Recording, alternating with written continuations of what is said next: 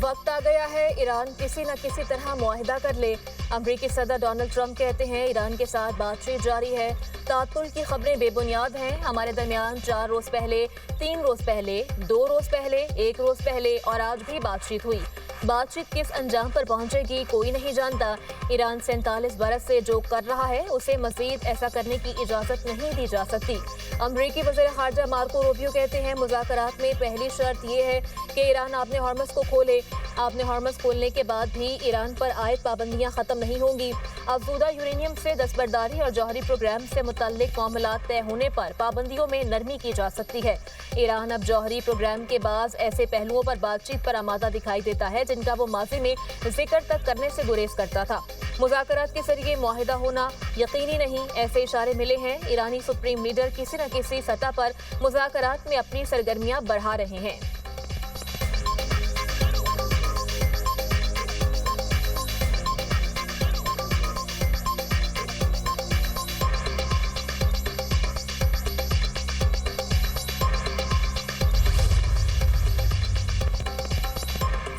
अमरीकी मुतालबा नाकाबिल कबूल, हमले की सूरत में नए मुहाज खोलने का ऐलान। पासदारान इनकलाब के तर्जुमान ब्रिगेडियर जनरल हुसैन मुहिब्बी कहते हैं ईरानी फौज किसी भी मुमकिन सूरत हाल से निपटने के लिए पहले से ज़्यादा तैयार है। दुश्मन को जारियत पर मुख्तलिफ नौइयत की फौजी कार्रवाइयों का सामना करना पड़ेगा। मैदान जंग और हथियारों की इकसाम भी मुख्तलिफ होंगी। जंग बंदी के दौरान हमारी अस्करी सलाहियतों में इजाफा हुआ। खातिमुल अंबिया सेंट्रल हेडक्वार्टर्स के deputy inspector brigadier general Jafar असदी का कहना है अमरीका मुकम्मल सरेंडर का मुतालबा कर रहा है, लेकिन ईरानी कौम कभी नहीं झुकेगी। अमरीका के साथ दोबारा जंग नागुज़ीर है। हमने अभी मुकम्मल सलाहियतें जाहिर नहीं की। जंग में नेटो भी शामिल होती है तो भी हमें परेशानी नहीं।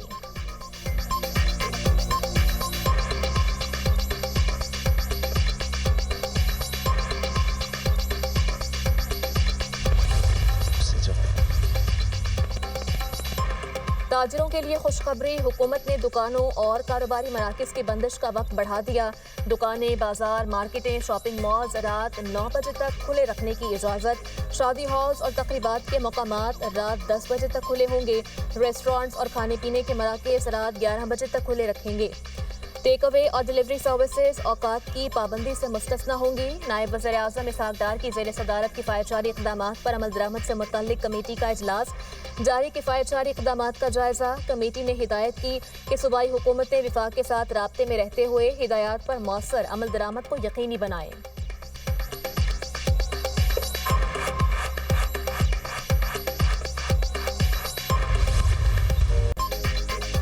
कौमी असम्बली में विफाकी बजट पेश करने की तारीख तब्दील।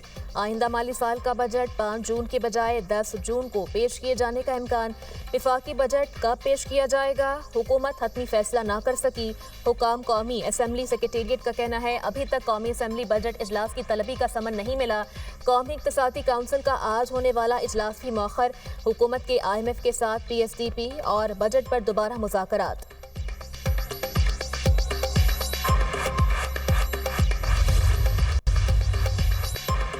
आइंदा बजट में तरक्याती मंसूबों के लिए 754 अरब रुपए मुख्तस करने की तजवीज़। NHA को 264 अरब, पावर डिवीजन को 91 अरब रुपए मिलेंगे। आबी वसाइल डिवीजन के लिए 179 अरब रुपए मुख्तस करने की तजवीज़। डॉक्यूमेंट्स के मुताबिक सूबों और स्पेशल एरियाज के लिए 251 अरब रुपए रखने का तखमीना। सूबाई मंसूबों पर 99 अरब रुपए खर्च किए जाएंगे। जमशुदा अजला के लिए 66 अरब रुपए मुख्तस करने की तजवीज़। आज़ाद कश्मीर और गिलगित बल्तिस्तान के लिए 86 अरब रुपए मुख्तस होंगे। ज़राए के मुताबिक वज़ीर आज़म PSDP में 200 अरब रुपए इजाफे के ख़्वाहां। FBR ने 200 अरब इजाफी रेवेन्यू जमा करने से इनकार किया। वज़ीर आज़म ने बजट एडजस्टमेंट के लिए वज़ारत ख़जाना को हिदायत दी। IMF ने PSDP बढ़ाने पर मज़ीद रेवेन्यू हदफ मांग लिया।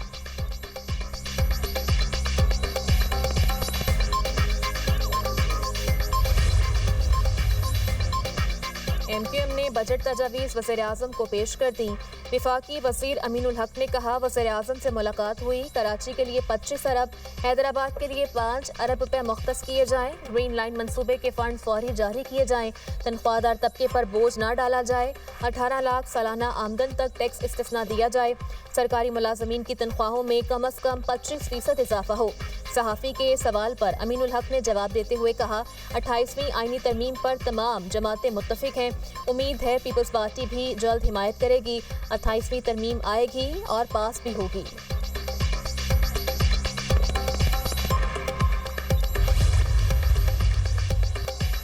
صنعتی ترقی اور بیرونی سرمایہ کاری میں اضافہ ناگزیر، وزیر اعظم کی زیر صدارت اقتصادی اصلاحات اور سرمایہ کاری سے متعلق جائزہ اجلاس۔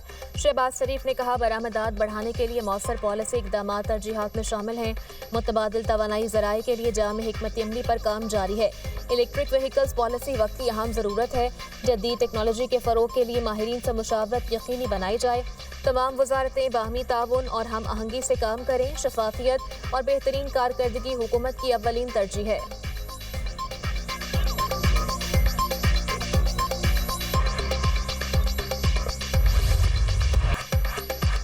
جنگ بندی دعووں تک محدود، لبنان کے شہر مروانیہ پر اسرائیلی حملے میں خاتون اور 2 بچوں سمیت مزید 8 افراد شہید، کئی افراد زخمی، طائر کے ہسپتال پر بھی حملے، 127 افراد زخمی، مارچ سے اب تک شہداء کی تعداد 3100 ہو گئی، حزب اللہ کے ڈرون حملے میں 2 اسرائیلی فوجی زخمی، غزہ میں بھی صہیونی فوج کی وحشیانہ کارروائیاں، 3 افراد شہید، کئی گھر مسمار، جنوبی لبنان میں حملے بند نہیں کریں گے اسرائیلی وزیر دفاع کا اعلان، اسرائیل کورٹس کا کہنا ہے فوجی کارروائیاں ہر صورت جاری رہیں گی، اسرائیل کا ہدف حزب اللہ کو غیر مسلح کرنا ہے۔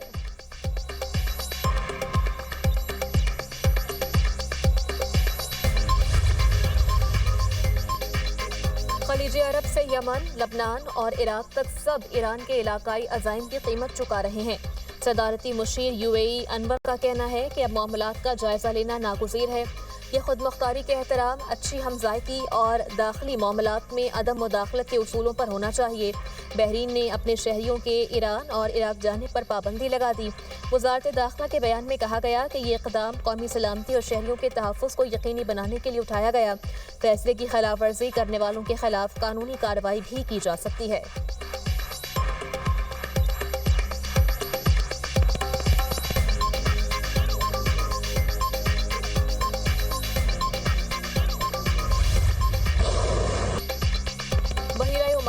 ایرانی جہاز پر امریکی حملے کا جواب، پاسداران انقلاب نے دشمن کے MSC سارسیکا نامی جہاز پر کروز میزائل داغ دیا۔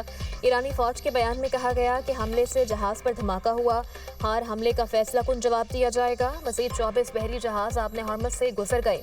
پاسداران انقلاب کا بیان، کہا تمام جہازوں نے باقاعدہ اجازت دی اور رابطے میں رہتے ہوئے آبی گزرگاہ عبور کی۔ خلیج فارس اور آبِ ہرمز میں شرپسند غیر ملکی عناصر کے لیے کوئی جگہ نہیں ہوگی۔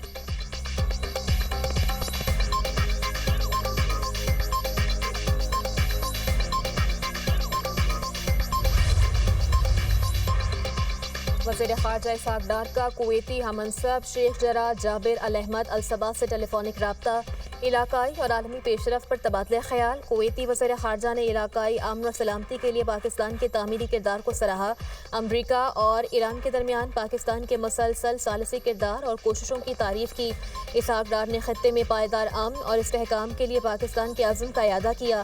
دونوں رہنماؤں کا مضبوط برادرانہ تعلقات کے فروغ اور قریبی روابط بڑھانے پر اتفاق۔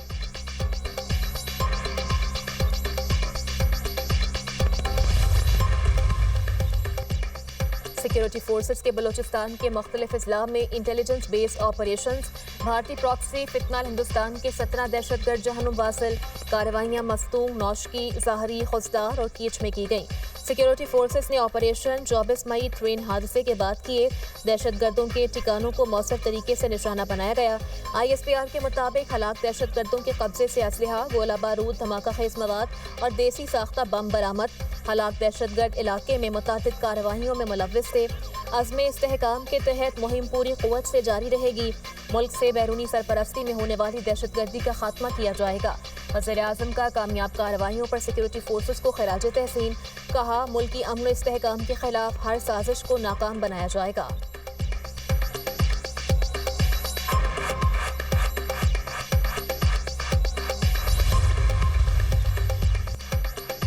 بجٹ سے قبل حکومت کو ریونیو کیس میں بڑا جھٹکا، پولٹری فیڈ مل سے 4% اضافی ٹیکس وصولی غیر قانونی قرار، وفاقی آئینی عدالت کے جسٹس عامر فاروق کی سربراہی میں 2 رکنی بینچ نے فیصلہ جاری کیا۔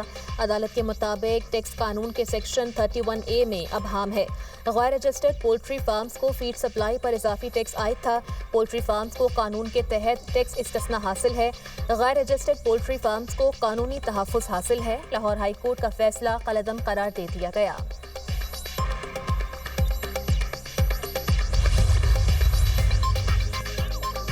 مڈل کلاس تنخواہدار طبقے سے حکومت نے 605 ارب روپے انکم ٹیکس وصول کیا۔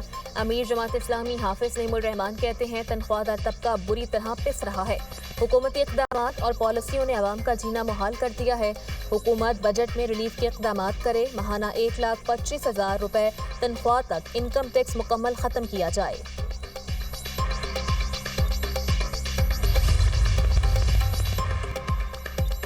بجٹ منظور کرنے کے بعد علیمہ خان نے وزیر اعلیٰ کے پی کو ٹوک دیا۔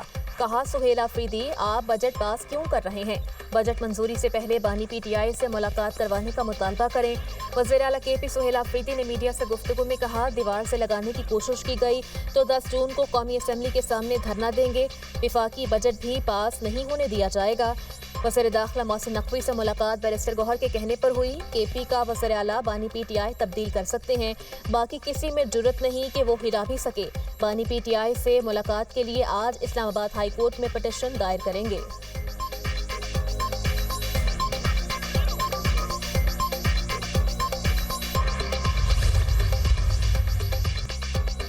عالمی منڈی میں خام تیل کی قیمتوں میں اضافہ۔ امریکی خام تیل $93.75 فی بیرل میں فروخت۔ برطانوی خام تیل کی قیمت $96 فی بیرل ہو گئی۔ پاکستان اسٹاک مارکیٹ میں مثبت رجحان۔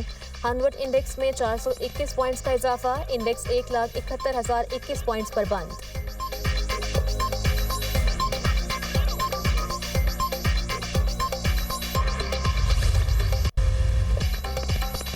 ملک کے بیشتر علاقوں میں تیز ہواؤں کا راج، بادل بھی برسے۔ روجان میں آندھی سے مختلف حادثات، 24 گھنٹے میں 4 افراد جان کی بازی ہار گئے۔